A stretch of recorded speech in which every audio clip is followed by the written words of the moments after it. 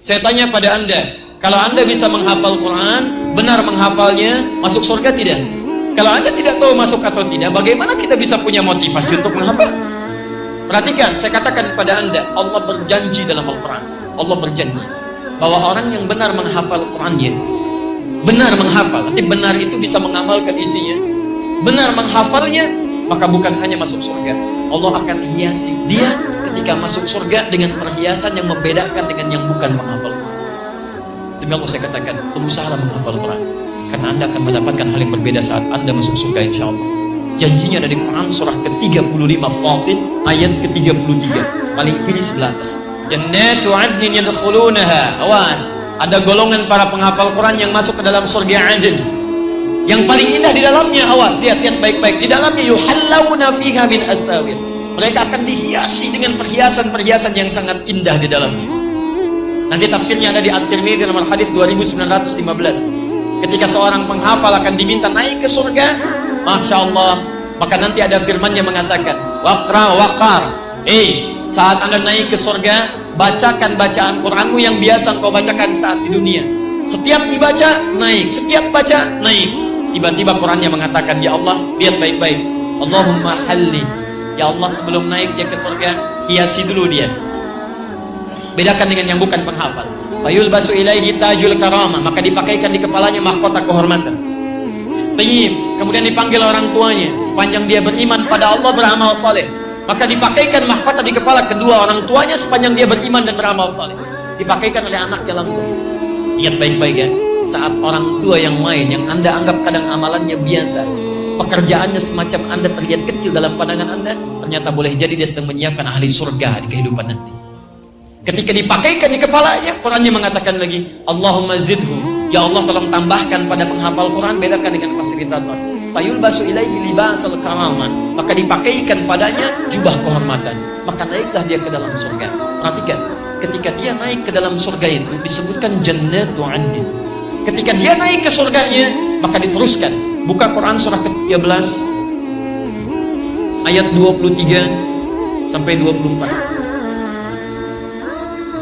Dari mana Ustadz taunya bisa membawa kedua orang tuanya? Bukan hanya orang tua, pasangannya dibawa. Jadi kalau suami penghafal Quran, istrinya beramal soleh, istrinya diajak oleh suaminya.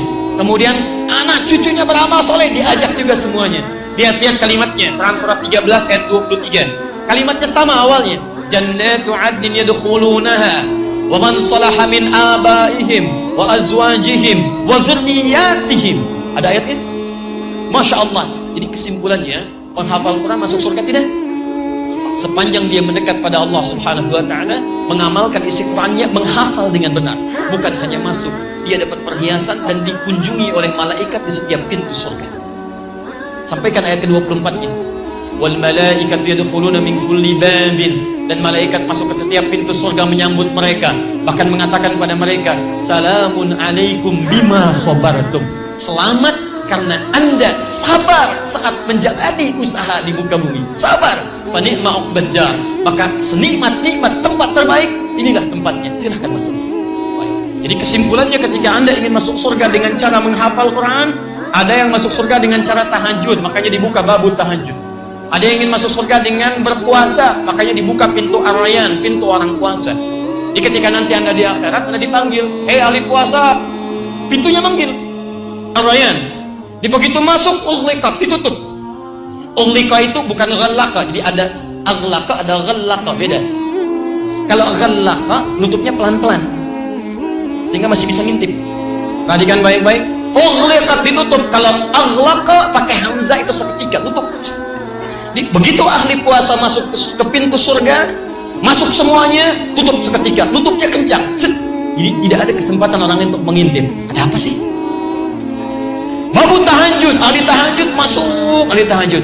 Ahli Quran punya pintu sendiri. Ayo siapkan, Anda harus punya cita-cita. Saya mau masuk surga dari pintu ini, dawamkan amalannya di dunia. Anda harus punya cita-cita, teman-teman. Yang paling hebat adalah orang yang diperebutkan oleh semua pintu ini. Semua pintu mengatakan, dan nanti Abu Bakar As-Siddiq radhiyallahu taala anhu berusaha bermohon kepada Allah dengan kalimat-kalimat Nabi, meminta isyarat. Ya Rasulullah, adakah yang bisa masuk dari semua pintu itu? Kata Nabi, saya bermohon kepada Allah supaya engkau menjadi bagian dari. Dan berita baiknya, ahli Quran itu salah satunya akan diperebutkan oleh pintu-pintu itu. Karena ahli Quran, dia pasti rajin tahajud. Ahli Quran, dia pasti rajin puasa. Ahli Quran yang benar, dia pasti rajin sedekah. Anda belum jadi ahli Quran yang